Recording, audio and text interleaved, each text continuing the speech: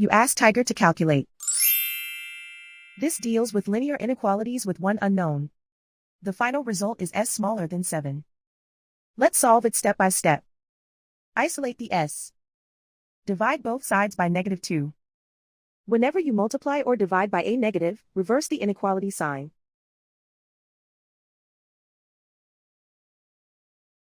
Cancel out the negatives.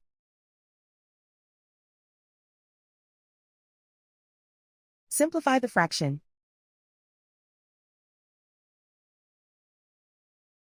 Cancel out the negatives.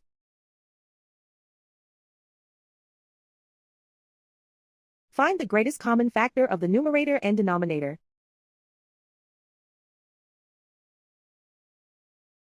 Factor out and cancel the greatest common factor.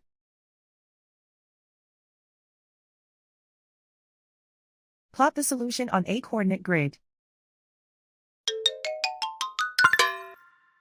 And so the final result is s smaller than 7.